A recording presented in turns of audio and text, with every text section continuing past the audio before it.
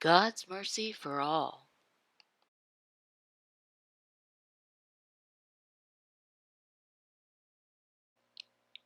Hello. In our previous video, our devotion was entitled Partial Hardening on Israel. Question: are the Gentiles wise and the Jews not wise? Is that why that the Gentiles were saved and the Jews were not saved? No. Grace points all people to salvation. We will be studying the next 5 verses in chapter 11 of Romans, and you'll notice that there is a word that is emphasized: mercy. Now, what does that mean, the word mercy? Well, it means loving kindness that we do not deserve. We deserve punishment, but God is merciful. The people of Israel at that time, they were against the gospel. The Jews, they hated the gospel. Well, since that time, what happened? What did God do? Well, he turned to the Gentiles, not the Jewish people, to be saved. As regards the gospel, they are enemies for your sake. This verse, it's saying that the Jews from Israel, they'd rejected the gospel. They reject Jesus. But did God reject them? No. Well, why not? Well, because those are God's chosen people. He loves them so much. God chose them for his own and promised their forefathers, Abraham, Isaac, and Jacob. God promised them. He promised them they would have many descendants. But as regards election, they are beloved for the sake of their forefathers. God before chose them. Would he give them gifts? They keep on sinning? Would God just change his mind and say, oh, forget you? No. Let's read this. For the gifts and the calling of God are irrevocable. We notice the word irrevocable in the verse there. What's that mean? Well, it means that God chose these people and he planned for them to be saved, but they sinned. God just turn around and walk away? No. He's powerful.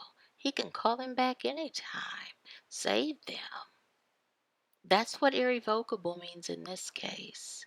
The Gentiles, at one time, they were rebelling against God. For just as you were at one time disobedient to God. Before, you were sinning. We all were. We turned to God. We changed. We trusted Jesus. How did that happen? How? Well, it's God's mercy. He touched your heart and changed you.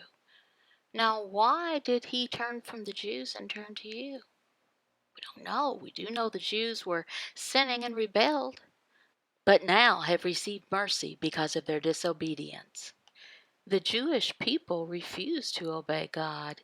They did not receive his gifts, the gift of salvation. That's a gift. They did not receive it, but you did. Now remember, you are not better than the Jews. No, just because you received the gifts, you're not better. God had mercy on you. God touched you and changed you. The Jews had rebelled. They had sinned. But hold on. God, he will turn and have mercy on them. He will, and give them the gift of salvation. It's the same thing that happened to you before. So they too have now been disobedient, in order that by the mercy shown to you, they also may now receive mercy. There's no difference between the Gentiles and the Jews. There's no difference. God wants to show everyone that they do not receive glory. Yay! Get a pat on the back. Wow, good for you. You're saved. Yay! No. All glory goes to God. There's a verse 32, and it says that both Gentiles and Jews will be consigned into sinning, and God will have mercy on all, both Jews and Gentiles. God chose those to be saved whom he wanted. For God has consigned all to disobedience, that he may have mercy on all. Hmm.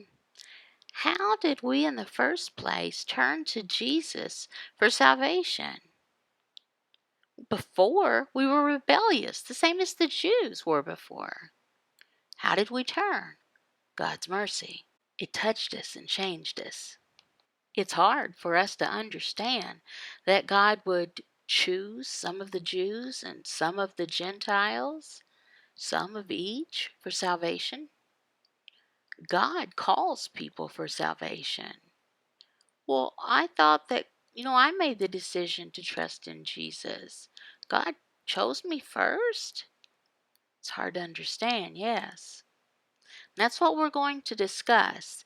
Paul talks about this in the last 4 verses of this chapter. We're going to study this in the next devotion. Coram Deo. To live coram Deo is to live one's entire life in the presence of God, under the authority of God, to the glory of God.